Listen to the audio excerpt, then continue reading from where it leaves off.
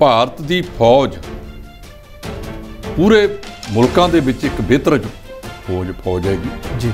ਸਾਡਾ ਗਵਾਂਢੀ ਹੈ ਹਰਿਆਣਾ, ਉਹਦੇ ਵਿੱਚ ਵੀ ਬਿਜਲੀ ਦੀ ਕਿੱਲਤ ਦਾ ਸਾਹਮਣਾ ਕਰਨਾ ਪੈ ਸਕਦਾ ਕਿਸਾਨਾਂ ਨੂੰ, ਖਾਸ ਕਰ ਪੰਜਾਬ ਦੇ ਸੰਦਰਭ ਦੇ ਵਿੱਚ ਤਾਂ ਅਸੀਂ ਚਰਚਾ ਕਰਾਂਗੇ। ਇਸ ਵੇਲੇ ਕੋਲਾ ਜਿਹੜਾ ਹੈਗਾ ਉਹ ਕਾਫੀ ਘਟਦਾ ਜਾ ਰਿਹਾ, ਸਾਨੂੰ ਬਦਲਵੇਂ ਸਰੋਤਾਂ ਵੱਲ ਜਾਣਾ।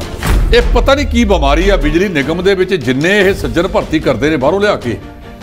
ਪਹਿਲਾਂ ਬਾਦਲ ਸਾਹਿਬ ਵੇਲੇ ਵੀ 2 ਵਾਰ ਹੋਈ, 2.5 ਕਰੋੜ ਰੁਪਈਆ ਉੱਥੋਂ ਲਿਆਂਦੀ ਗੜਗਾਉਂ ਤੋਂ ਇੱਕ ਕੰਪਨੀ ਜੀ, ਜਿਨ੍ਹਾਂ ਨੇ ਭਰਤੀ ਕਰਨੀ ਸੀ।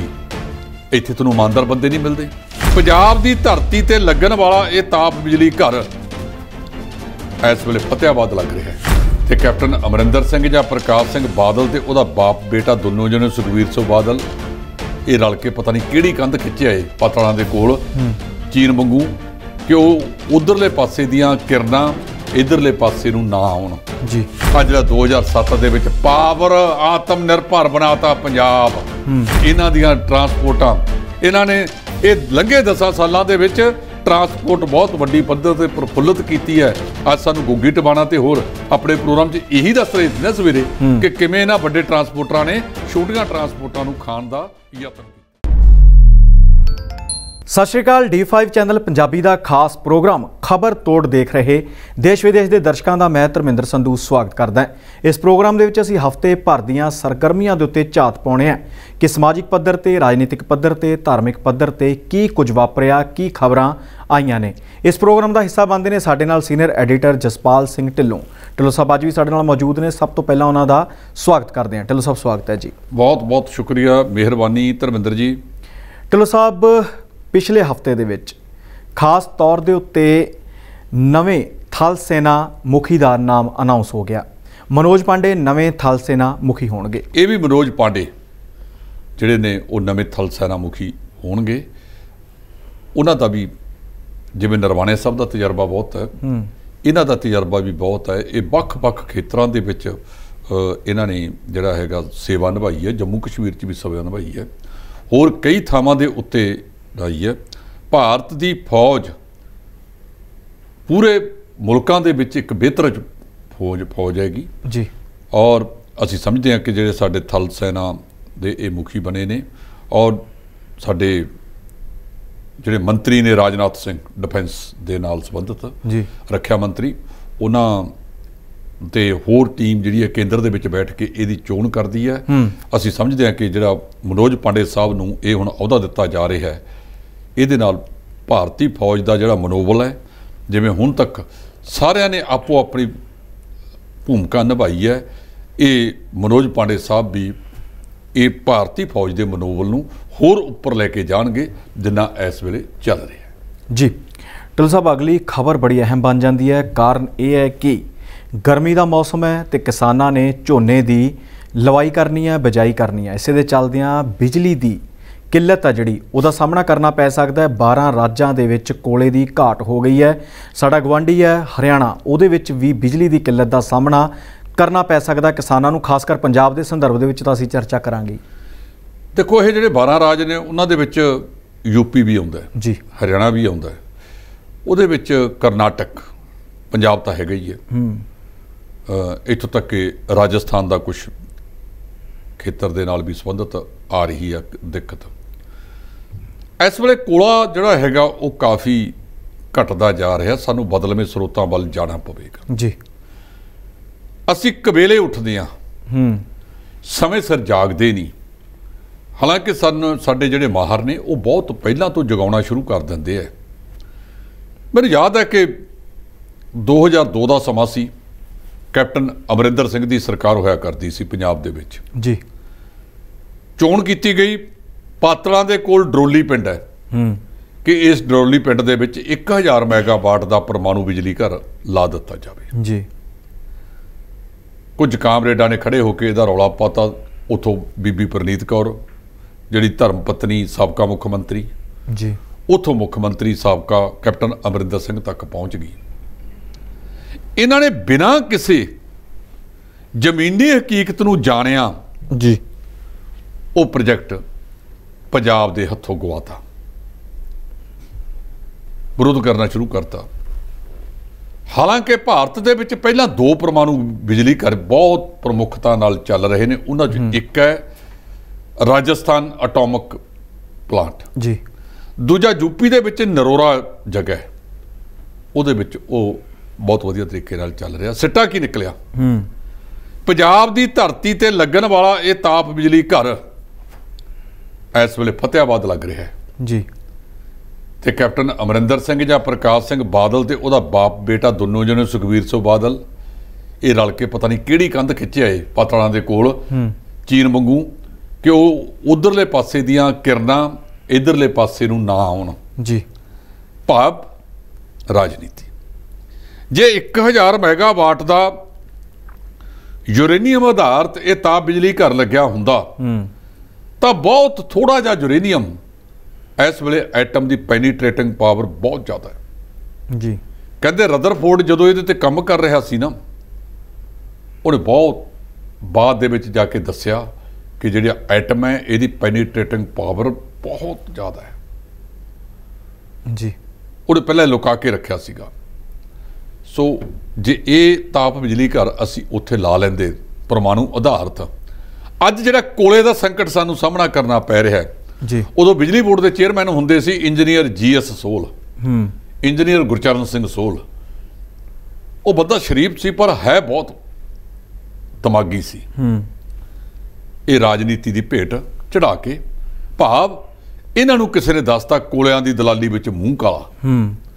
ਆ ਜਿਹੜਾ 2007 ਦੇ ਵਿੱਚ ਪਾਵਰ ਆਤਮ ਨਿਰਭਰ ਬਣਾਤਾ ਪੰਜਾਬ, ਆਤਮ ਨਿਰਭਰ ਨਹੀਂ ਬਹਾਤਾ, 30 ਸਾਲਾਂ ਵਾਸਤੇ ਪੰਜਾਬ ਦਾ ਬੇੜਾ ਗਰਕ ਕਰਤਾ ਜੀ। ਇਹਨਾਂ ਨੇ ਕੀਤਾ ਕੀ? ਉਹਨਾਂ ਦਿਨਾਂ ਦੇ ਵਿੱਚ ਸਾਡੀ 10,500 ਮੈਗਾਵਾਟ ਬਿਜਲੀ ਦੀ ਵੱਧ ਤੋਂ ਵੱਧ ਮੰਗ ਸੀ, 11,000 ਮੈਗਾਵਾਟ ਦੀ। ਇਹਨਾਂ ਨੇ ਪੀਕ ਲੋਡ ਦਾ ਸਮਝੌਤਾ ਕਰ ਲਿਆ ਕਿ 3920 ਮੈਗਾਵਾਟ ਆ ਟੋਟਲ ਜਿਹੜੀ ਇਹ ਪ੍ਰਾਈਵੇਟ ਤਿੰਨੇ ਤਾਪ ਬਿਜਲੀ ਘਰਾਂ ਦੀ ਪੈਦਾ ਹੁੰਦੀ ਹੈ। ਸਾਡਾ ਕਈ ਵਾਰੀ 4000 ਟੋਟਲ ਰਹਿ ਜਾਂਦਾ ਹੈ 4500 ਮੈਗਾਵਾਟ ਦਾ ਸਰਦੀ ਦੇ ਵਿੱਚ ਲੋਡ, ਕਿਉਂਕਿ ਸਰਦੀ ਕਰਕੇ ਲੋਡ ਘਟ ਜਾਂਦਾ ਹੈ। ਗਰਮੀ ਦੇ ਵਿੱਚ ਤਾਂ AC ਦਾ ਬੋਝ ਬਹੁਤ ਚੱਲਦਾ ਹੈ ਜੀ। ਜਦੋਂ ਉਹ ਲੋਡ ਘਟ ਜਾਂਦਾ ਹੈ, ਇਹਨਾਂ ਨੇ ਸਮਝੌਤੇ ਇਹ ਕਰ ਲਏ ਕਿ ਸਾਰੀ ਬਿਜਲੀ 100/100% ਥੋਤੋਂ ਅਸੀਂ ਖਰੀਦਾਂਗੇ। ਇਹਨਾਂ ਦੇ ਵਿੱਚੋਂ ਕੁਝ ਕੰਪਨੀਆਂ ਦੇ ਗੁਜਰਾਤ ਵਿੱਚ ਤਾਪ ਬਿਜਲੀ ਘਰ ਨੇ ਉਹਨਾਂ ਨੇ 50% ਤੇ ਕੀਤਾ ਇਹਨਾਂ ਨਾਲ ਜੀ, ਇਹਨਾਂ ਕੰਪਨੀਆਂ ਨਾਲ ਹੀ। ਤੇ ਆ ਭੱਦਰਪੁਰਸ਼ਾ ਨੇ ਭਾਵ 50% ਵੀ ਸਾਰੇ ਦਾ ਸਾਰਾ 100% ਅਸੀਂ ਖਰੀਦਾਂਗੇ ਜੀ। ਤੇ ਪੰਜਾਬ ਦੇ ਜਿਹੜੇ 3 ਤਾਪ ਬਿਜਲੀ ਘਰ ਸੀ, ਬਠਿੰਡਾ, ਲਹਿਰਾ ਮੁਹੱਬਤ ਤੇ ਰੋਪੜ, ਇਹ ਭਾਵੇਂ ਸਰਦੀ ਦੇ ਵਿੱਚ ਬੰਦ ਰਹਿਣ। ਉੱਥੇ ਕੰਮ ਕਰਦੇ ਮੁਲਾਜ਼ਮਾਂ ਨੂੰ ਮੁਫਤ ਦੇ ਵਿੱਚ ਤਨਖਾਹ ਦੇਣੀ ਪਵੇ, ਇਹ ਚੀਜ਼ ਸੋਚੀ ਨਹੀਂ ਜੀ। ਕਿਉਂਕਿ ਆਪ ਦਾ ਕੋਈ ਨਾ ਕੋਈ ਸਵਾਰਥ ਨਿਕਲਦਾ ਹੋਣਾ ਜਿਹਦੇ ਕਰਕੇ ਕਰ ਲਿਆ। ਕੈਪਟਨ ਅਮਰਿੰਦਰ ਸਿੰਘ ਨੇ ਕਹਿਤਾ ਮੈਂ ਦੱਸਾਂਗਾ ਇਹਨਾਂ ਨੇ ਕਿਹੜੇ ਸਮਝੌਤੇ ਕੀਤੇ ਨੇ। ਫਿਰ ਮਹਿਕਮਾ ਸਿੱਧੂ ਕੋਲੇ ਆ ਗਿਆ, ਰੌਲਾ ਵੱਧ ਸਟੇਜਾਂ ਤੇ, ਆਊਟਪੁੱਟ 0। ਤੂੰ ਭਾਵੇਂ ਮਹੀਨੇ ਵਾਸਤੇ ਹੀ ਮਹਿਕਮਾ ਸਾਂਭ ਲੈਂਦਾ, ਦੱਸ ਦਿੰਦਾ ਲੋਕਾਂ ਨੂੰ ਵੀ ਆਹ ਸਮਝੌਤੇ ਇਹਨਾਂ ਨੇ ਗਲਤ ਕੀਤੇ ਨੇ। ਚਰਨਜੀਤ ਸਿੰਘ ਚੰਨੀ, ਹੁਣ ਭਗਵੰਤ ਸਿੰਘ ਮਾਨ ਨੂੰ ਵੀ 40 ਦਿਨ ਹੋ ਗਏ, ਤੁਸੀਂ ਦੱਸ ਦਿਓ ਵੀ ਕਿਹਨੇ ਸਮਝੌਤਾ ਕੀਤਾ ਹੈ। ਜਿਹੜੇ ਅਧਿਕਾਰੀ ਵੇਲੇ ਹੋਏ ਉਹ 10 ਸਾਲ ਬਾਦਲਾਂ ਦੀ ਸਰਕਾਰ ਦੇ ਵਿੱਚ ਵੀ ਪਾਵਰ ਸੈਕਟਰੀ ਤੇ ਆਬਕਾਰੀ ਵਿਭਾਗ ਦਾ ਉਹਦੇ ਕੋਲ ਰਿਹਾ ਜੀ। ਫਿਰ ਕੈਪਟਨ ਅਮਰਿੰਦਰ ਸਿੰਘ ਵੇਲੇ ਵੀ ਉਹੀ ਪਾਵਰ ਸੈਕਟਰੀ ਰਿਹਾ ਤੇ ਹੁਣ ਮੌਜੂਦਾ ਵਾਲਾ ਨੇ ਹੋਰ ਪ੍ਰਮੋਟ ਕਰਤਾ, ਉਹ ਪ੍ਰਿੰਸੀਪਲ ਸੈਕਟਰੀ ਟੂ CM ਲਾਤਾ ਮਿਸਟਰ ਵੇਣੂ ਪ੍ਰਸਾਦ ਜੀ।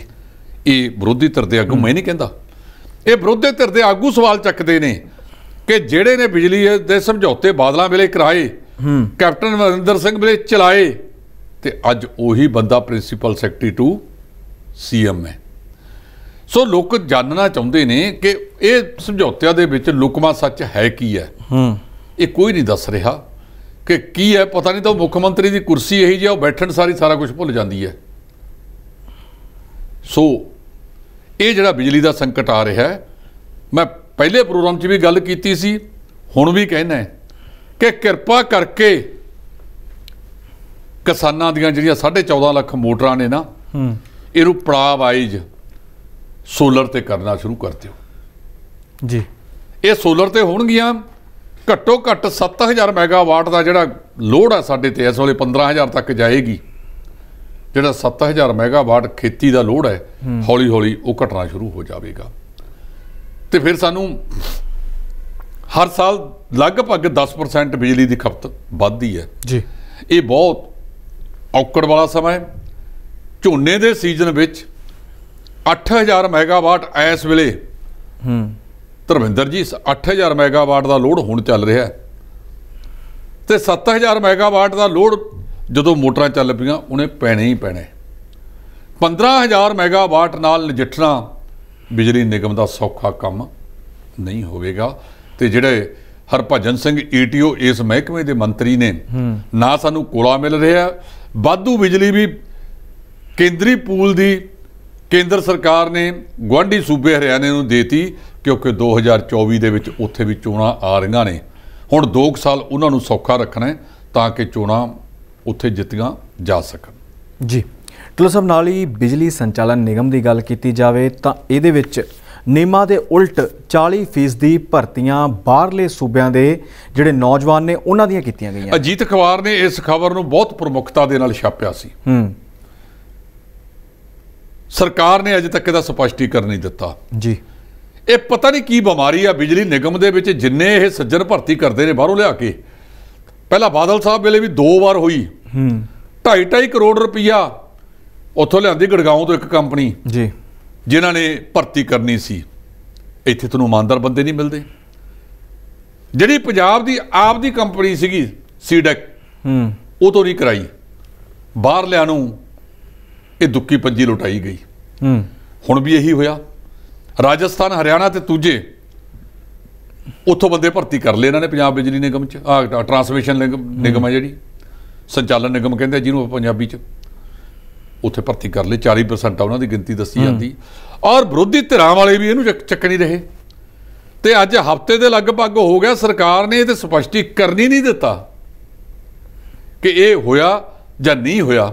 ਜੇ ਹੋਇਆ ਤਾਂ ਕਿਉਂ ਹੋਇਆ, ਇਹ ਕਿਹਨੇ ਕੀਤਾ। ਜੇ ਪਿਛਲਿਆਂ ਨੇ ਕੀਤਾ ਤਾਂ ਉਹਦੇ ਲਈ ਜਿਹੜੇ ਜ਼ਿੰਮੇਵਾਰ ਨੇ ਗੁਲਾਮਾਂ ਫੜ ਕੇ ਦਿਓ ਪਰਚਾ ਉਹਨਾਂ ਤੇ। ਅਧਿਕਾਰੀ ਤਾਂ ਅਜੇ ਵੀ ਬੈਠੇ ਨੇ ਪੰਜਾਬ ਦੇ ਨੌਜਵਾਨਾਂ ਦੇ ਨਾਲ। 719 ਪੋਸਟਾਂ ਨੇ ਜਿਹਦੇ ਸਰਟੀਫਿਕੇਟ ਕੁਝ ਦਿਨ ਪਹਿਲਾਂ ਮੁੱਖ ਮੰਤਰੀ ਭਗਵੰਤ ਸਿੰਘ ਮਾਨ ਨੇ ਵੰਡੇ ਨੇ ਜੀ। ਤੇ ਮਾਨ ਸਾਹਿਬ ਨੇ ਇਹ ਅਧਿਕਾਰੀਆਂ ਨੂੰ ਕਿਉਂ ਨਹੀਂ ਪੁੱਛਿਆ ਕਿ ਤੁਸੀਂ ਪੰਜਾਬ ਨੂੰ ਛੱਡ ਕੇ ਦੂਜੇ ਰਾਜਾਂ ਦੇ ਕਿਵੇਂ ਭਰਤੀ ਕਰਤੇ? ਕੀ ਸਾਡੇ ਦੂਜੇ ਰਾਜਾਂ ਦੇ ਵਿੱਚ ਜਾ ਕੇ ਭਰਤੀ ਹੋ ਸਕਦੇ ਨੇ? ਤੇ ਇੱਥੇ ਜਿਹੜਾ ਮਰਜ਼ੀ ਰਾਸ਼ਨ ਕਾਰਡ ਬਣਾ ਲੇ, ਜਿਹੜਾ ਮਰਜ਼ੀ ਆਧਾਰ ਕਾਰਡ ਬਣਾ ਲੇ, ਜਿਹੜਾ ਮਰਜ਼ੀ ਡਰਾਈਵਿੰਗ ਲਾਇਸੈਂਸ ਬਣਾ ਲੇ, ਜਿਹੜਾ ਮਰਜ਼ੀ ਇੱਥੇ ਨੌਕਰੀਆਂ ਦੇ ਵਿੱਚ ਆ ਕੇ ਨੌਕਰੀਆਂ ਕਰਨ ਲੱਗ ਜਾਵੇ। ਪੁਲਿਸ ਦੇ ਵਿੱਚ ਆ ਸੁਖਬੀਰ ਸਿੰਘ ਬਾਦਲ ਦੀ ਸੁਰੱਖਿਆ 'ਚ ਦੇਖ ਲਓ, ਰਾਜਸਥਾਨ ਦੇ ਬੰਦੇ ਲਿਆ ਕੇ ਭਰਤੀ ਕਰ ਲਏ ਜੀ। ਇਹ ਅੰਨ ਪਾਣੀ ਪੰਜਾਬ ਦਾ ਖਾਂਦੇ ਨੇ ਤੇ ਇਛਾਵਾਂ ਪੂਰੀਆਂ ਕਰਦੇ ਨੇ ਦੂਜੇ ਰਾਜਾਂ ਦੀਆਂ। ਜੇ ਤੁਸੀਂ ਇਹ ਸਾਰਾ ਕੁਝ ਕਰਨਾ ਸੀ, ਤੁਹਾਡੇ ਪਿਤਾ ਜੀ ਨੇ ਸਭ ਤੋਂ ਵੱਡੀ ਭੂਮਿਕਾ ਅਦਾ ਕੀਤੀ ਸੁਖਬੀਰ ਸਿੰਘ ਜੀ, ਫਿਰ ਇਹ ਸੂਬੀ ਕਿਉਂ ਬਣਵਾਈ? ਚੰਗਾ ਭਲਾ ਐਡਾ ਵੱਡਾ ਸੂਬਾ ਸੀ, ਨਾ ਸਾਡਾ SYL ਦਾ ਸਮੱਸਿਆ ਆਉਣੀ ਸੀ, ਯਮੁਨਾ ਦਾ ਪਾਣੀ ਵੀ ਸਾਨੂੰ ਮਿਲਣਾ ਸੀ, ਤੇ ਸਾਡੀਆਂ ਹੱਦਾਂ ਜਮਾਂ ਦਿੱਲੀ ਦੇ ਨਾਲ ਲੱਗਦੀਆਂ। ਕੁਰਸੀ ਵਾਸਤੇ ਕੀਤਾ ਤੇ ਭਰਤੀਆਂ ਤੁਸੀਂ ਕਰਦੇ ਹੋ ਬਾਹਰਲੇ ਰਾਜਾਂ 'ਚੋਂ। ਇਹਦੇ ਵਾਸਤੇ ਪੰਜਾਬੀ ਚੁੱਪ ਕਰਕੇ ਕੁੱਟ ਖਾ ਰਹੇ ਨੇ ਤੇ ਦੇਖ ਰਹੇ। ਕੋਈ ਬੰਦਾ ਇਹਦੇ ਤੇ ਸਵਾਲ ਉਠਾਉਣ ਨੂੰ ਤਿਆਰ ਨਹੀਂ। ਕੋਈ ਬੰਦਾ ਜੇ ਨਿਯਮਾਂ ਦੀ ਉਲੰਘਣਾ ਕੀਤੀ ਗਈ ਹੈ, ਘੱਟੋ ਘੱਟ ਪਬਲਿਕ ਇੰਟਰਸਟ ਲਿਟੀਗੇਸ਼ਨ ਪੰਜਾਬ ਤੇ ਹਰਿਆਣਾ ਉੱਚ ਅਦਾਲਤ 'ਚ ਜ਼ਰੂਰ ਪਾਵੇ। ਢਿੱਲੋਂ ਸਾਹਿਬ, ਇੱਕ ਮੁੱਦਾ ਪਿਛਲੇ ਹਫ਼ਤੇ ਕਾਫੀ ਚਰਚਾ ਦੇ ਵਿੱਚ ਰਿਹਾ, ਸੁਰੱਖਿਆ ਦੇ ਵਿੱਚ ਰਿਹਾ, ਉਹ ਸੀ SYL ਦਾ ਮੁੱਦਾ। ਇਸੇ ਦੇ ਚੱਲਦਿਆਂ ਉਸ ਨੂੰ ਹੋਰ ਭੜਕਾ ਦਿੱਤਾ ਇੱਕ ਅਜਿਹੇ ਬਿਆਨ ਨੇ ਜੋ ਦਿੱਤਾ ਗਿਆ ਸੀ ਮੈਂਬਰ ਪਾਰਲੀਮੈਂਟ ਨੇ ਆਮ ਆਦਮੀ ਪਾਰਟੀ ਦੇ ਸੁਸ਼ੀਲ ਕੁਮਾਰ। ਉਸ ਤੋਂ ਬਾਅਦ ਦੇ ਵਿੱਚ ਤਾਂ ਕਾਫੀ ਇਸ ਮੁੱਦੇ ਦੇ ਉੱਤੇ ਸਿਆਸਤ ਹੁੰਦੀ ਨਜ਼ਰ ਆਈ। ਇਹ ਸੁਸ਼ੀਲ ਗੁਪਤਾ ਰਾਜ ਸਭਾ ਦਾ ਮੈਂਬਰ ਹੈ, ਦਿੱਲੀ ਵੱਲੋਂ, ਰਹਿਣ ਵਾਲਾ ਹਰਿਆਣੇ ਦਾ। ਹੁਣ ਜਿਵੇਂ ਇੱਥੇ ਰਾਜ ਸਭਾ ਦੇ ਇਹਨਾਂ ਨੇ ਮੈਂਬਰ ਬਣਾਏ ਨੇ, ਇਹ ਵੀ ਉਹੀ ਤਕੜਮ ਕਰਤੀ ਜੀ। ਇਹਨਾਂ ਨੂੰ ਅੱਡ ਅੱਡ ਕਰਤਾ। ਜੇ ਕਿਤੇ 5 ਸੀਟਾਂ ਇਕੱਠੀਆਂ ਆਈਆਂ ਹੁੰਦੀਆਂ ਤਾਂ ਇੱਕ ਕਾਂਗਰਸ ਦਾ ਵੀ ਆ ਜਾਣਾ ਸੀ। ਕਾਰਨ ਕੀ? ਇਹ ਸੁਸ਼ੀਲ ਗੁਪਤਾ ਸਾਹਿਬ ਬੋਲੇ, ਅਜੇ ਤੱਕ ਭਗਵੰਤ ਸਿੰਘ ਮਾਨ ਨੇ ਇਹਦੇ ਤੇ ਜ਼ੁਬਾਨ ਨਹੀਂ ਖੋਲੀ ਜੀ। ਵਿਰੋਧੀ ਤਰ੍ਹਾਂ ਦੇ ਆਗੂ ਇਹ ਕਹਿੰਦੇ ਨੇ ਵੀ ਇਹ ਬਿਆਨ ਸੁਸ਼ੀਲ ਕੁਮਾਰ ਗੁਪਤੇ ਦਾ ਨਹੀਂ, ਇਹ ਬਿਆਨ ਤਾਂ ਅਰਵਿੰਦ ਕੇਜਰੀਵਾਲ ਦਾ ਹੈ ਜੀ। ਤੁਸੀਂ ਕੀ ਕਹਿਣਾ ਚਾਹੋਗੇ? ਕੱਲ ਨੂੰ ਸੁਪਰੀਮ ਕੋਰਟ ਤੋਂ ਕੀ ਫੈਸਲਾ ਆਉਂਦਾ ਹੈ ਕਿ ਪਾਣੀਆਂ ਦੇ ਮਾਮਲੇ ਵਿੱਚ ਭਗਵੰਤ ਸਿੰਘ ਮਾਨ ਪੰਜਾਬ ਦੇ ਨਾਲ ਖੜਨਗੇ ਜੀ? ਇਹ ਸਵਾਲ ਕਰਦੇ ਆ ਦੂਜੇ। ਲੇਕਿਨ ਵਿੱਤ ਮੰਤਰੀ ਨੇ ਜਿਹੜੇ ਸਾਡੇ ਹਰਪਾਲ ਚੀਮਾ ਜੀ, ਉਹਨਾਂ ਨੇ ਜ਼ਰੂਰ ਕਿਹਾ ਕਿ ਅਸੀਂ ਇੱਕ ਬੂੰਦ ਪਾਣੀ ਦੀ ਨਹੀਂ ਜਾਣ ਦੇਵਾਂਗੇ। ਸੁਖਪਾਲ ਸਿੰਘ ਖਹਿਰੇ ਨੇ ਕਿਹਾ ਸਭ ਤੋਂ ਵੱਧ, ਨਵਜੋਤ ਸਿੰਘ ਸਿੱਧੂ ਨੇ ਵੀ ਕਿਹਾ, ਅਮਰਿੰਦਰ ਸਿੰਘ ਰਾਜੇ ਵੜਿੰਗ ਨੇ ਵੀ ਕਿਹਾ, ਅਕਾਲੀ ਦਲ ਵਾਲੇ ਵੀ ਕਹਿੰਦੇ ਆ। ਖਹਿਰੇ ਨੇ ਤਾਂ ਇੱਥੋਂ ਤੱਕ ਕਹਿਤਾ ਕਿ ਆਓ ਇੱਕ ਬੂੰਦ ਲੈ ਕੇ ਦਿਖਾਓ ਪਾਣੀ ਦੀ ਜੀ। ਜਦੋਂ ਕਿਸਾਨੀ ਅੰਦੋਲਨ ਚੱਲਦਾ ਸੀ ਤਾਂ ਹਰਿਆਣਾ ਤੇ ਪੰਜਾਬ ਦੇ ਇਕੱਠੇ ਬੈਠੇ ਕਿਸਾਨਾਂ ਨੇ ਕਿਹਾ ਸੀ ਕਿ ਜੇ ਜ਼ਮੀਨਾਂ ਹੀ ਨਾ ਬਚੀਆਂ ਅਸੀਂ ਇਹ ਦੇਣਾ ਕਿਹਨੂੰ ਪਾਣੀ। ਅੱਜ ਵੀ ਲੋਕ ਕਹਿੰਦੇ ਨੇ ਕਿ ਜਾਣ ਬੁੱਝ ਕੇ ਇਹ ਸਿਗੜੀ ਖੜੀ ਕਰਕੇ ਪਾਣੀ ਦੀ ਹਰਿਆਣੇ ਤੇ ਪੰਜਾਬ ਦੇ ਵਿੱਚ ਫੇਰ ਕਿਸਾਨਾਂ ਦੇ ਵਿੱਚ ਵੰਡੀਆਂ ਪਾਉਣ ਦਾ ਇੱਕ ਯਤਨ ਹੈ। ਉਹ ਕਹਿੰਦੇ ਕਿ ਅਸੀਂ ਵੱਡੇ ਛੋਟੇ ਭਰਾ ਆ, ਅਸੀਂ ਆਪੇ ਬਹਿ ਕੇ ਗੱਲ ਕਰ ਲਾਂਗੇ। ਜਿਹੜਾ ਪਾਣੀ 40% ਦੇ ਹਿਸਾਬ ਨਾਲ ਹਰਿਆਣੇ ਨੂੰ ਮਿਲਦਾ, ਕਿਉਂਕਿ ਅਸੀਂ ਤਾਂ ਇਕੱਠੇ ਸੀ, ਉਹ ਵੱਡੇ ਛੋਟੇ ਭਰਾਵਾਂ ਵਾਂਗੂ ਉਹਨਾਂ ਨੂੰ ਮਿਲਦਾ ਰਹੂਗਾ, ਮਿਲੂਗਾ ਕੁੱਲ ਚੋਂ ਜੀ। ਜੇ ਆਪਾਂ ਇਹ ਕਹੀਏ ਵੀ ਪਹਿਲਾਂ ਜਿਹੜਾ ਪਾਣੀ ਸੀਗਾ ਉਹ 15 ਮਿਲੀਅਨ ਏਕੜ ਫੁੱਟ ਸੀ, ਉਹ ਘਟ ਕੇ 12 ਜਾਂ 13 ਰਹਿ ਗਿਆ, 12 ਜੀ। ਤਾਂ 12 ਚੋਂ ਹੀ 40% ਮਿਲੂ ਨਾ ਹਰਿਆਣੇ ਨੂੰ। 15 ਚੋਂ 40% ਤਾਂ ਨਹੀਂ ਮਿਲਣਾ ਜੀ, ਵੀ 6 MAF ਦੇ ਦਈਏ ਆਪਾਂ ਉਹਨਾਂ ਨੂੰ। ਜੋ ਉਹਨਾਂ ਦਾ ਹਿੱਸਾ ਬਣਦਾ ਉਹ ਉਹਨਾਂ ਦਾ ਬਰਕਰਾਰ ਹੈ, ਉਹ ਸਮਝੌਤਾ ਹੋਇਆ ਵਾ, ਉਹਦੇ ਤਹਿਤ ਉਹਨਾਂ ਨੂੰ ਉਹ ਮਿਲਦਾ ਹੀ ਰਹੇਗਾ। ਸੋ ਮੇਰੇ ਕਹਿਣ ਦਾ ਮਤਲਬ ਕਿ ਜਿਹੜਾ ਇਹ ਮੁੱਦਾ ਜਾਣ ਬੁੱਝ ਕੇ ਇਹ ਸੁਸ਼ੀਲ ਗੁਪਤੇ ਨੇ ਉਠਾਇਆ, ਉਹ ਅੱਖ ਰੱਖੀ ਬੈਠਾ ਜਿਹੜੀਆਂ 2024 ਦੇ ਵਿੱਚ ਹਰਿਆਣੇ 'ਚ ਚੋਣਾਂ ਹੋਣੀਆਂ ਨੇ ਜੀ, ਕਿ ਸਾਡੀ ਸਰਕਾਰ ਬਣਾਓ ਇਹ SYL ਦਾ। ਇਹ ਕਦੇ ਇਹ ਰੌਲਾ ਨਹੀਂ ਪਾਉਂਦੇ ਕਿ ਜਿਹੜਾ ਕੇਦਾਰਨਾਥ ਦੇ ਕੋਲੋਂ ਸ਼ਾਰਦਾ ਨਦੀ ਨਿਕਲਦੀ ਹੈ ਜੀ, ਉਹ ਬਹੁਤ ਵੱਡੀ ਤਬਾਹੀ ਦਾ ਕਾਰਨ ਬਣਦੀ ਹੈ। ਪਿੱਛੇ ਆਪਾਂ ਦੇਖਿਆ ਸੀ ਕਿਵੇਂ ਬਿਲਡਿੰਗਾਂ ਡਿੱਗ ਕੇ ਉਹਦੇ ਵਿੱਚ ਗਈਆਂ ਸੀ ਜੀ। ਉਹਨੂੰ ਜੇ ਜਮਨਾ ਨਾਲ ਜੋੜ ਕੇ ਲੈ ਆਂਦਾ ਜਾਵੇ, ਇੱਕ ਸ਼ਾਰਦਾ ਜਮਨਾ ਨਾਲ ਵੀ SYL ਬਣਦਾ। ਇਹ SYL ਦਾ ਇਹ ਖੜਾ ਛੱਡਣ, ਉਹ SYL ਨੂੰ ਲਿਆ ਕੇ ਹਰਿਆਣੇ ਨੂੰ ਜਿੰਨਾ ਪਾਣੀ ਹੋਰ ਮਿਲਦਾ ਜ਼ਰੂਰ ਦਿੱਤਾ ਜਾਵੇ। ਅਸੀਂ ਕਦੋਂ ਕਹਿੰਦੇ ਨਾ ਦਿਓ, ਉਹ ਨਦੀ ਤਬਾਹੀ ਮਚਾਉਂਦੀ ਹੈ, ਉਹਨੂੰ ਜੇ ਜੋੜ ਲਿਆ ਜਾਵੇ, ਉਹਦੇ ਚੋਂ ਦਿੱਲੀ ਵੀ ਹਿੱਸਾ ਲੈ ਲੇ, ਉਹਦੇ ਚੋਂ ਹਰਿਆਣਾ ਵੀ ਆਪਦਾ ਹਿੱਸਾ ਲੈ ਲਵੇ। ਢਿੱਲੋਂ ਸਾਹਿਬ, ਪੰਜਾਬ ਪ੍ਰਦੇਸ਼ ਕਾਂਗਰਸ ਕਮੇਟੀ ਦੇ ਨਵੇਂ ਬਣੇ ਪ੍ਰਧਾਨ ਰਾਜਾ ਵੜਿੰਗ ਵੱਲੋਂ ਆਪਣਾ ਅਹੁਦਾ ਸੰਭਾਲਿਆ ਗਿਆ। ਕਾਫੀ ਚਰਚਾਵਾਂ ਰਹੀਆਂ, ਇਸੇ ਦੇ ਚੱਲਦੇ ਉਹਨਾਂ ਨੇ ਕਿਹਾ ਕਿ ਕਿਸੇ ਵੀ ਤਰ੍ਹਾਂ ਦੀ ਅਨੁਸ਼ਾਸਨਹੀਨਤਾ ਬਰਦਾਸ਼ਤ ਨਹੀਂ ਕੀਤੀ ਜਾਵੇਗੀ। 3D ਦਾ ਫਾਰਮੂਲਾ ਵੀ ਉਹਨਾਂ ਨੇ ਦੇ ਦਿੱਤਾ। ਪਰ ਜਿਹੜੀ ਖਾਸ ਖਬਰ ਇਹਦੇ ਵਿੱਚ ਇਹ ਸੀ ਕਿ ਦੋ ਸਾਬਕਾ ਜਿਹੜੇ ਪ੍ਰਧਾਨ ਰਹੇ ਨੇ, ਉਹ ਦੋਵੇਂ ਹੀ ਇਸ ਸਮਾਗਮ ਦਾ ਹਿੱਸਾ ਨਹੀਂ ਬਣੇ। ਦੇਖੋ, ਜਿਹੜੇ ਰਾਜਾ ਵੜਿੰਗ ਨੇ ਜਿੱਦਣ ਇਹ ਅਹੁਦਾ ਸੰਭਾਲਿਆ ਹੈ, ਉਹਨਾਂ ਨੇ ਇਹ ਗੱਲ ਕਹੀ ਕਿ 3D ਬਹੁਤ ਜ਼ਰੂਰੀ ਹੈ। ਉਹ 3D ਹੈ ਕੀ ਹੈ? ਡਿਸਪਲਿਨ, ਡਾਇਲੋਗ ਜੀ, ਡੈਡੀਕੇਸ਼ਨ। ਉਹ ਕਹਿੰਦੇ ਜੇ ਇਹ ਤਿੰਨ ਚੀਜ਼ਾਂ ਨਹੀਂ ਹੈਗੀਆਂ ਤਾਂ ਕੋਈ ਜਥੇਬੰਦੀ ਚੱਲ ਹੀ ਨਹੀਂ ਸਕਦੀ ਜੀ। ਇਹਦੇ ਵਿੱਚ ਇਸ਼ਾਰੇ ਉਹਨਾਂ ਦੇ ਕਈਆਂ ਵੱਲ ਸੀ। ਸਾਬਕਾ ਪ੍ਰਧਾਨ ਨਵਜੋਤ ਸਿੰਘ ਸਿੱਧੂ ਉੱਥੇ ਜਾਂਦੇ ਨੇ, ਇਹ ਨਹੀਂ ਆ ਵੀ ਗਏ ਨਹੀਂ ਜੀ, ਗਏ ਨੇ। ਉੱਥੇ ਇੱਕ ਜੱਫੀ ਵੀ ਪਾ ਕੇ ਆਏ ਨੇ, ਪਰ ਬਾਅਦ ਦੇ ਵਿੱਚ ਉੱਥੋਂ ਜਲਦੀ ਭੱਜਿਆ ਏ। ਪਤਾ ਨਹੀਂ ਨਵਜੋਤ ਸਿੰਘ ਸਿੱਧੂ ਦੇ ਸੁਭਾਅ ਦੇ ਵਿੱਚ ਕਿਉਂ ਹੈ ਕਿ ਆਪਾਂ ਵੱਖਰੇ ਤੌਰ ਤੇ ਇੱਕ ਬਾਂਸ ਖੜਾ ਰੱਖਣਾ ਹੀ ਰੱਖਣਾ ਹੈਗਾ। ਉਹਦੀ ਇਮਾਨਦਾਰੀ ਤੇ ਕੋਈ ਬੰਦਾ ਸ਼ੱਕ ਨਹੀਂ ਕਰਦਾ, ਪਰ ਤੁਸੀਂ ਦੂਜਿਆਂ ਨੂੰ ਵੀ ਤਾਂ ਨਾਲ ਲੈ ਕੇ ਚੱਲੋ। ਕਿਹਾ ਇਹ ਜਾਂਦਾ ਹੈ ਕਿ ਅੱਜ ਦੇ ਦੁਨੀਆ ਦੇ ਵਿੱਚ ਉਹ ਬੰਦਾ ਕਾਮਯਾਬ ਆ ਜਾਂ ਤਾਂ ਉਹ ਕਿਸੇ ਦੇ ਮਗਰ ਲੱਗ ਜੇ ਜੀ, ਜਾਂ ਉਹਦੇ 'ਚ ਇੰਨੀ ਸਮਰੱਥਾ ਹੋਵੇ ਕਿ ਉਹ ਬਾਕੀ ਉਹਨੂੰ ਆਪਣੇ ਮਗਰ ਲਾ ਲੇ। ਇਹ ਦੋਨਾਂ ਚੀਜ਼ਾਂ 'ਚੋਂ ਇੱਕ ਚੀਜ਼ ਸਿੱਧੂ ਸਾਹਿਬ ਨੂੰ ਅਪਣਾਉਣੀ ਪਊ, ਪਰ ਉਹ ਅਪਣਾ ਨਹੀਂ ਰਹੇ। ਦੂਜਾ ਜਿਹੜਾ ਸੁਨੀਲ ਜਾਖੜ ਸੀ, ਸੁਨੀਲ ਜਾਖੜ ਗਏ ਹੋਏ ਸੀ ਉੱਥੇ ਵਾਰਾਣਸੀ। ਉਹ ਆਪਦਾ ਜਿਹੜਾ ਜਵਾਨ ਰੋਗ ਸੀ ਉਹ ਕੀਤਾ ਸੀ ਨਾ, ਉਹ ਜਵਾਨ ਰੋਗ ਦਾ ਕੀਤਾ ਭੁਗਤ ਰਹੇ ਨੇ। ਮੈਂ ਅੱਜ ਵੀ ਕਹਿੰਦਾ ਕਿ ਇਹ ਸੁਨੀਲ ਜਾਖੜ ਦੇ ਮੂੰਹ ਤੋਂ ਇਹ ਸ਼ਬਦ ਜੱਚਦੇ ਹੀ ਨਹੀਂ। ਉਹਨਾਂ ਦੇ ਪਰਿਵਾਰਕ ਪਿਛੋਕੜ ਦੇ ਕਿਤੇ ਉਲਟਾ ਜਿਹੜਾ ਕੁਝ ਉਹ ਬੋਲ ਗਏ, ਕਿਉਂ ਬੋਲ ਗਏ ਪਤਾ ਨਹੀਂ ਜੀ, ਇਸ ਕਰਕੇ ਉਹ ਇੱਥੇ ਨਹੀਂ ਸੀ। ਸਿੱਧੂ ਸਾਹਿਬ ਤਾਂ ਉੱਥੇ ਥੋੜਾ ਜਿਹਾ ਚਿਰ ਰਹੇ ਤੇ ਤੁਰਦੇ ਬਣੇ। ਉਸ ਤੋਂ ਬਾਅਦ ਜਿਹੜੀ ਬਾਕੀ ਸੀਨੀਅਰ ਲੀਡਰਸ਼ਿਪ ਸੀ ਉਹ ਸਾਰੀ ਉੱਥੇ ਹਾਜ਼ਰ ਸੀ। ਪ੍ਰਤਾਪ ਸਿੰਘ ਬਾਜਵਾ ਲਾ ਲਓ, ਵਿਰੋਧੀ ਧਿਰ ਦੇ ਆਗੂ ਨੇ ਇਸ ਵੇਲੇ ਪਾਰਲੀਮੈਂਟ ਉਹਦੇ ਵਿਧਾਨ ਸਭਾ ਦੇ। ਡਾਕਟਰ ਰਾਜਕੁਮਾਰ ਚੱਬੇਵਾਲ ਡਿਪਟੀ ਆਗੂ ਨੇ। ਭਾਰਤ ਭੂਸ਼ਣ ਆਸ਼ੂ ਕਾਰਜਕਾਰੀ ਪ੍ਰਧਾਨ ਨੇ। ਇਸ ਤੋਂ ਇਲਾਵਾ ਜਿਹੜੇ ਸਾਬਕਾ ਦੇ ਪ੍ਰਧਾਨ ਮਹਿੰਦਰ ਸਿੰਘ ਕੇਪੀ ਉੱਥੇ ਸੀਗੇ, ਸ਼ਮਸ਼ੇਰ ਸਿੰਘ ਦੂਲੋਂ ਉੱਥੇ ਸੀ, ਸਰਦਾਰ ਲਾਲ ਸਿੰਘ। ਇਹਨਾਂ ਤੋਂ ਇਲਾਵਾ ਸਾਰੇ ਹੋਰ ਬਹੁਤ ਸਾਰੇ ਆਗੂ, ਬਰਿੰਦਰ ਢਿੱਲੋਂ ਜਿਨ੍ਹਾਂ ਨੇ ਨਵਜੋਤ ਸਿੰਘ ਸਿੱਧੂ ਨੂੰ ਕਿਹਾ ਸੀ ਕਿ ਤੂੰ ਮੈਨੂੰ ਕਹਾ ਦੱਸ ਕਿਹੜਾ ਬੰਦਾ ਉਹ ਹੈ। ਈਵਨ ਸੁਖਜਿੰਦਰ ਸਿੰਘ ਰੰਧਾਵਾ, ਤ੍ਰਿਪਤ ਰਜਿੰਦਰ ਸਿੰਘ ਬਾਜਵਾ, ਇਹ ਸਾਰੇ ਆਗੂ ਉੱਥੇ ਹਾਜ਼ਰ ਸੀ ਜੀ। ਇਸ ਕਰਕੇ ਜਿਹੜਾ ਉਹਨਾਂ ਦਾ ਇਹ ਕਾਰਜਭਾਰ ਸੰਭਾਲਣ ਸਮਾਗਮ ਸੀ, ਸਾਦਾ ਤੇ ਸੰਖੇਪ ਵਿੱਚ ਰਹਿ ਕੇ ਕੀਤਾ ਗਿਆ। ਮਾੜੀ ਗੱਲ ਇਹ ਹੋਈ ਕਿ ਉਹਨਾਂ ਨੇ ਨਗਰ ਨਿਗਮ ਤੋਂ ਮਨਜ਼ੂਰੀ ਨਹੀਂ ਲਈ ਆਪਦੇ ਹੋਲਡਿੰਗ ਲਾਉਣ ਵਾਸਤੇ, ਜਿਹਦੇ ਕਰਕੇ 29,500 ਦਾ ਉਹਨਾਂ ਨੂੰ ਨਗਰ ਨਿਗਮ ਚੰਡੀਗੜ੍ਹ ਨੇ ਜੁਰਮਾਨਾ ਵੀ ਲਾਤਾ। ਮੇਰੇ ਖਿਆਲ ਇਹ ਆਗੂਆਂ ਨੂੰ ਇਹ ਸੋਚਣਾ ਚਾਹੀਦਾ, ਜਿਹੜਾ ਉੱਥੇ ਸਟਾਫ ਹੋਰ ਰੱਖਿਆ ਵਾ ਜੀ।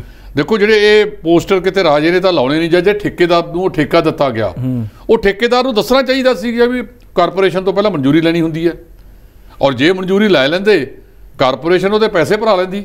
ਪੈਸੇ ਭਰਾ ਕੇ ਤੇ ਉਹ ਉਹਨਾਂ ਨੂੰ ਨਿਰਧਾਰਤ ਜਗ੍ਹਾ ਦੇ ਦਿੰਦੀ ਕਿ ਇਹਨਾਂ ਜਗ੍ਹਾ ਦੇ ਉੱਤੇ ਤੁਸੀਂ ਲਾ ਲਓ। ਆਪਣੇ ਵੀ ਤਾਂ ਸ਼ਹਿਰ ਦੇ ਵਿੱਚ ਜੁਨੀ ਪੋਲ ਲੱਗੀ ਹੋਏ ਨੇ, ਉੱਥੇ ਤੁਸੀਂ ਮਸ਼ਹੂਰੀਆਂ ਦੇ ਆਪਦੀਆਂ ਲਾ ਸਕਦੇ ਹੋ। ਇਸ ਕਰਕੇ ਇਹ ਸਮਾਗਮ ਦੇ ਵਿੱਚ ਜਿਹੜਾ ਇਹ ਘਟਨਾਕ੍ਰਮ ਵਾਪਰਿਆ, ਇਹ ਕੋਈ ਬਾਹਲਾ ਜਿਵੇਂ ਹੁੰਦਾ ਨਾ ਵਿਆਹ 'ਚ ਵੀਦਾ ਲੇਖਾ ਮੱਲੋ ਮੱਲੀ ਪੈ ਜਾਣਾ, ਉਸ ਤਰ੍ਹਾਂ ਦਾ ਵਾਪਰ ਗਿਆ। ਕੁੱਲ ਮਿਲਾ ਕੇ ਅਮਰਿੰਦਰ ਸਿੰਘ ਰਾਜਾ ਵੜਿੰਗ ਨੇ ਕਿਹਾ ਕਿ ਉਹ ਸਾਰਿਆਂ ਦੇ ਕੋਲ ਘਰ ਜਾ ਕੇ ਉਹਨਾਂ ਨੂੰ ਨਾਲ ਤੋਰਨਗੇ।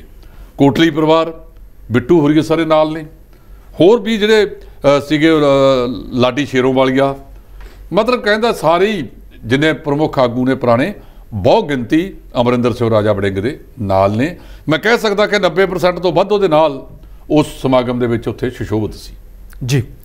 ਢਿੱਲੋਂ ਸਾਹਿਬ ਸਾਬਕਾ ਮੈਂਬਰ ਪਾਰਲੀਮੈਂਟ ਨੇ ਤੇ ਆਮ ਆਦਮੀ ਪਾਰਟੀ ਦੇ ਹੀ ਮੈਂਬਰ ਪਾਰਲੀਮੈਂਟ ਸੀ ਡਾਕਟਰ ਧਰਮਵੀਰ ਗਾਂਧੀ। ਉਹਨਾਂ ਦਾ ਕਹਿਣਾ ਹੈ ਕਿ ਪੰਜਾਬ ਦੀ ਬਦਕਿਸਮਤੀ ਹੈ ਕਿ ਉਹਨਾਂ ਨੇ ਗੂੰਗੇ ਬੋਲੇ ਲੋਕ ਚੁਣ ਲਏ ਨੇ। ਦੇਖੋ ਜਿਹੜੇ ਡਾਕਟਰ ਧਰਮਵੀਰ ਗਾਂਧੀ ਨੇ, ਮੈਂ ਅੱਜ ਤੱਕ ਕਹਿ ਸਕਦਾ ਕਿ ਪਟਿਆਲੇ ਤੋਂ ਮੈਂਬਰ ਪਾਰਲੀਮੈਂਟ ਬਣੇ ਔਰ ਉਹਨਾਂ ਨੇ ਪਾਰਲੀਮੈਂਟ ਦੇ ਵਿੱਚ ਬਹੁਤ ਸਾਰੀਆਂ ਮੰਗਾਂ ਉਠਾਈਆਂ। ਪੰਜਾਬ ਦੇ ਵੱਡੇ ਟਰਾਂਸਪੋਰਟ ਅਧਿਕਾਰੀਆਂ ਨੇ, ਟਰਾਂਸਪੋਰਟ ਸਿਆਸੀ ਆਗੂਆਂ ਨੇ ਕਦੇ ਨਹੀਂ ਉਠਾਇਆ। ਉਹਨਾਂ ਨੇ ਰਾਜਪੁਰਾ, ਧੂਰੀ, ਬਠਿੰਡਾ ਰੇਲਵੇ ਦਾ ਦੂਰੀਕਰਨ ਤੇ ਬਿਜਲੀਕਰਨ ਦਾ ਮੁੱਦਾ ਉਠਾਇਆ ਜੀ। ਇਹ ਮੁੱਦਾ ਇਕੱਲਾ ਉਠਾਇਆ ਨਹੀਂ, ਇਹ ਤੇ ਕੰਮ ਕੀਤਾ ਤੇ ਅੱਜ ਇਹਦਾ ਦੂਰੀਕਰਨ ਵੀ ਸ਼ੁਰੂ ਹੋ ਗਿਆ, ਇਹਦਾ ਬਿਜਲੀਕਰਨ ਹੋ ਚੁੱਕਿਆ ਹੈ। ਇੱਕ ਪਾਸੇ ਦੀ ਜਿਹੜੀ ਲਾਈਨ ਹੈ ਉਹ ਬਕਾਇਦਾ ਰਾਜਪੁਰੇ ਤੋਂ ਬਠਿੰਡੇ ਤੱਕ ਉਹ ਤੇ ਬਿਜਲੀ ਵਾਲੀ ਰੇਲ ਜਾ ਰਹੀ ਹੈ ਜੀ। ਹੁਣ ਅੱਗੇ ਫਿਰੋਜ਼ਪੁਰ ਵਾਲਾ ਸੈਂਕਸ਼ਨ ਰਹਿੰਦਾ ਤੇ ਗੰਗਾ ਨਗਰ ਵਾਲਾ। ਜਿੱਦਣ ਇਹ ਵੀ ਬਿਜਲੀਕਰਨ ਹੋ ਗਿਆ ਤਾਂ ਇਹ ਸਾਰੇ ਖੇਤਰ 'ਚ। ਦੂਜਾ, ਉਸ ਬੰਦੇ ਨੇ ਸਭ ਤੋਂ ਵੱਧ ਜਿਹੜੀ ਮੰਗ ਉਠਾਈ ਗਈ ਧਰਮਿੰਦਰ ਜੀ, ਉਹ ਮੰਗ ਉਠਾਈ ਉਹਨੇ ਰਾਜਪੁਰਾ ਚੰਡੀਗੜ੍ਹ ਰੇਲ ਲਿੰਕ ਦੀ। ਆ ਬਾਪ ਬੇਟੇ ਦੀ ਸਰਕਾਰ ਵੇਲੇ ਨਲਾਸ ਤਾਪ ਬਿਜਲੀ ਕਰ ਲੱਗਿਆ ਤੇ ਰੇਲ ਨੇ ਲਿੰਕ ਕਿੱਥੋਂ ਲਿਆ? ਸਰਾਏ ਬਨਜਾਰੇ ਤੋਂ ਜੀ। ਜੇ ਰਾਜਪੁਰੇ ਤੋਂ ਨਲਾਸ ਤੱਕ ਦਾ ਰੇਲ ਲਿੰਕ ਲਿਆ ਜਾਂਦਾ ਤਾਂ ਅੱਗੇ 7 ਕਿਲੋਮੀਟਰ ਹੈ ਖਰੋਲਾ, ਉਹ ਖਰੋਲੇ ਤੱਕ ਉਹ 7 ਕਿਲੋਮੀਟਰ ਦੇ ਵਿੱਚ ਜਾ ਸਕਦਾ ਸੀਗਾ ਤੇ ਇਹ ਗੰਗਾ ਨਗਰ, ਫਿਰੋਜ਼ਪੁਰ, ਇਹ ਸਾਰਾ ਏਰੀਆ ਉੱਥੋਂ ਤੱਕ ਜਾ ਕੇ ਚੰਡੀਗੜ੍ਹ ਦੇ ਨਾਲ ਜੁੜ ਜਾਂਦਾ। ਪਰ ਇਹਨਾਂ ਦੀਆਂ ਬੇਈਮਾਨੀਆਂ ਕਰਕੇ, ਸਵਾਰਥਾਂ ਕਰਕੇ ਇਹ ਨਹੀਂ ਹੋਇਆ, ਕਿਉਂਕਿ ਇਹਨਾਂ ਦੀਆਂ ਟਰਾਂਸਪੋਰਟਾਂ, ਇਹਨਾਂ ਨੇ ਇਹ ਲੰਘੇ 10 ਸਾਲਾਂ ਦੇ ਵਿੱਚ ਟਰਾਂਸਪੋਰਟ ਬਹੁਤ ਵੱਡੀ ਪੱਧਰ ਤੇ ਪ੍ਰਫੁੱਲਤ ਕੀਤੀ ਹੈ। ਅੱਜ ਸਾਨੂੰ ਗੋਗੀ ਟਿਵਾਣਾ ਤੇ ਹੋਰ ਆਪਣੇ ਪ੍ਰੋਗਰਾਮ 'ਚ ਇਹੀ ਦੱਸ ਰਹੇ ਸੀ ਨਾ ਸਵੇਰੇ ਕਿ ਕਿਵੇਂ ਇਹਨਾਂ ਵੱਡੇ ਟਰਾਂਸਪੋਰਟਰਾਂ ਨੇ ਛੋਟੀਆਂ ਟਰਾਂਸਪੋਰਟਾਂ ਨੂੰ ਖਾਣ ਦਾ ਯਤਨ ਕੀਤਾ ਹੈ। ਢਿੱਲੋਂ ਸਾਹਿਬ, ਸ਼੍ਰੀ ਗੁਰੂ ਤੇਗ ਬਹਾਦਰ ਜੀ ਦਾ 400 ਸਾਲਾ ਪ੍ਰਕਾਸ਼ ਪੁਰਬ ਸ਼ਰਧਾ ਤੇ ਉਤਸ਼ਾਹ ਨਾਲ ਮਨਾਇਆ ਗਿਆ ਤੇ ਇਤਿਹਾਸਕ ਹੋ ਨਿਬੜਿਆ। ਇਹ ਸਮਾਗਮ ਦਿੱਲੀ ਦੇ ਵਿੱਚ ਲਾਲ ਕਿਲੇ ਤੇ ਵੱਡੇ ਸਮਾਗਮ ਲਿਖੇ ਗਏ ਸਨ। ਮੈਂ ਸਮਝਦਾ ਕਿ ਇਹ ਜਿਹੜਾ ਸਮਾਗਮ ਦਿੱਲੀ ਗੁਰਦੁਆਰਾ ਮੈਨੇਜਮੈਂਟ ਕਮੇਟੀ ਦੇ ਉਦਮ ਨਾਲ ਕਰਾਇਆ ਤੇ ਕੇਂਦਰ ਸਰਕਾਰ ਨੇ ਦਿਲ ਖੋਲ੍ਹ ਕੇ ਇਹਦੇ ਵਿੱਚ ਆਪਣਾ ਸਹਿਯੋਗ ਦਿੱਤਾ। ਉੱਥੇ ਗ੍ਰਹਿ ਮੰਤਰੀ ਸਾਹਿਬ ਗਏ, ਪ੍ਰਧਾਨ ਮੰਤਰੀ ਸਾਹਿਬ ਗਏ ਜੀ। ਦੋਨਾਂ ਦੇ ਨਾਲ ਕੁਝ ਹੋਰ ਮੰਤਰੀ ਵੀ ਗਏ। ਔਰ ਜੋ ਅਲੌਕਿਕ ਨਜ਼ਾਰਾ ਉਸ ਦਿਨ ਸੀ ਜਦੋਂ ਪ੍ਰਧਾਨ ਮੰਤਰੀ ਸਾਹਿਬ ਖੁਦ ਉੱਥੋਂ ਸੰਬੋਧਨ ਕਰ ਰਹੇ ਸੀ ਤੇ ਉੱਥੇ ਸੁਸ਼ੋਭਿਤ ਸੀ, ਆਪਣੇ ਆਪ ਦੇ ਵਿੱਚ ਮਹਾਨ ਸੀ। ਤੇ ਆ ਸਾਡੇ ਅੰਮ੍ਰਿਤਸਰ ਵਾਲੇ, ਇਹਨਾਂ ਤੋਂ ਉਹਨਾਂ ਨੇ ਸ਼ਸਤਰ ਮੰਗੇ, ਗੁਰੂ ਸਾਹਿਬ ਦੇ ਨਿਸ਼ਾਨੀਆਂ ਇਹਨਾਂ ਨੇ ਦਿੱਤੇ ਨਹੀਂ, ਕਿਉਂਕਿ ਇਹ ਤਾਂ ਕੁੱਜੇ 'ਚ ਬੰਦ ਕਰੀ ਬੈਠੇ ਨੇ ਸਾਰਾ ਕੁਝ। ਉਹ ਜਿਹੜੀ ਪਿੱਛੇ ਸਿਆਸੀ ਧਿਰ ਬੈਠੀ ਹੈ, ਇਹ ਪਹਿਲੀ ਵਾਰ ਆ ਕਿ ਉਹ ਸਮਾਗਮ 'ਚੋਂ ਬਾਹਰ ਸੀ। ਜੇ ਨਾਲ ਹੁੰਦੇ ਕੇਂਦਰ ਵਾਲਿਆਂ ਦੇ ਤਾਂ ਇਹਨਾਂ ਨੇ ਸਾਰਿਆਂ ਨੇ ਮੂਹਰੇ ਹੋ ਕੇ ਬਹਿਣਾ ਸੀ। ਤੇ ਰੁੱਸੇ ਫੁੱਫੜ ਵਾਂਗੂ ਇਹਨਾਂ ਦਾ ਕਿਤੇ ਨਾਂ ਨਿਸ਼ਾਨ ਵੀ ਨਾ ਰਿਹਾ। ਕਾਲਕਾ ਸਾਹਿਬ ਨੇ ਅੱਜ ਬਿਆਨ ਦਿੱਤਾ, ਇੱਕ ਬਹੁਤ ਖੂਬਸੂਰਤ ਬਿਆਨ ਹੈ ਜੀ। ਉਹ ਕਹਿੰਦੇ ਤੁਸੀਂ ਦਿੱਲੀ ਦਾ ਫਿਕਰ ਨਾ ਕਰੋ, ਪੰਜਾਬ ਦਾ ਕਰੋ। ਤੁਹਾਡੇ ਕਹਿੰਦੇ ਗਿਰਜਾ ਘਰਾਂ ਦੇ ਵਿੱਚ ਜਾ ਕੇ ਧਰਮ ਪਰਿਵਰਤਨ ਹੋ ਰਿਹਾ ਹੈ।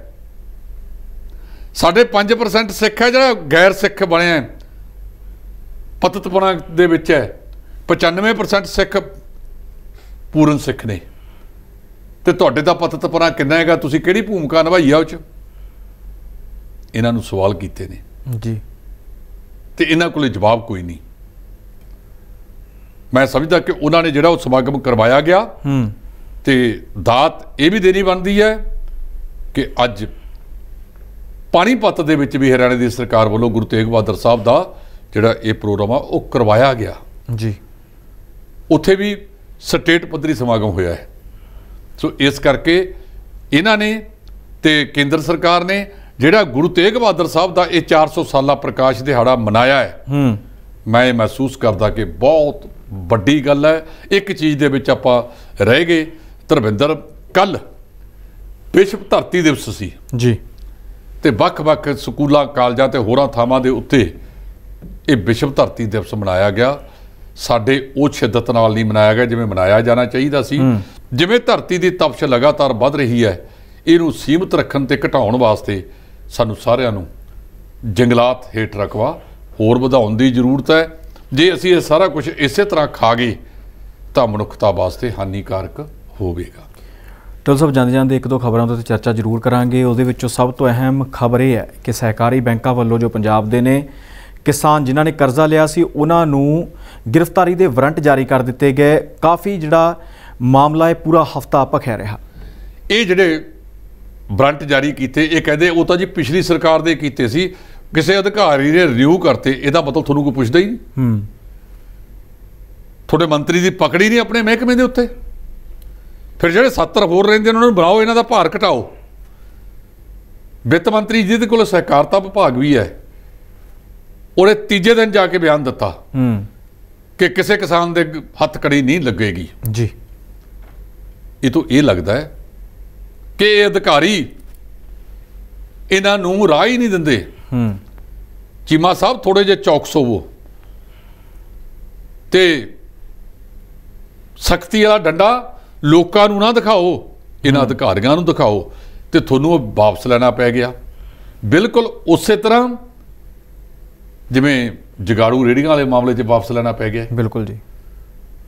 ਇਹ ਦੋ ਤਾਂ ਲਗਾ ਥੋੜੇ ਸਾਹਮਣੇ ਨੇ ਜਿਹੜੇ ਇਸ ਵੇਲੇ ਇਹਨਾਂ ਨੂੰ ਵਾਪਸ ਲੈਣੇ ਪੈ ਗਏ ਨੇ। ਮੈਂ ਫਿਰ ਬੇਨਤੀ ਕਰਦਾ ਕਿ ਮਾਨ ਸਾਹਿਬ ਛੋਟੇ ਭਰਾ ਹੋ, ਕੋਈ ਅੱਜ ਦਾ ਵਾਹ ਵਾਸਤਾ ਨਹੀਂ, ਤੁਹਾਡੇ ਨਾਲ ਬਹੁਤ ਪੁਰਾਣਾ ਵਾਹ ਵਾਸਤਾ ਹੈ।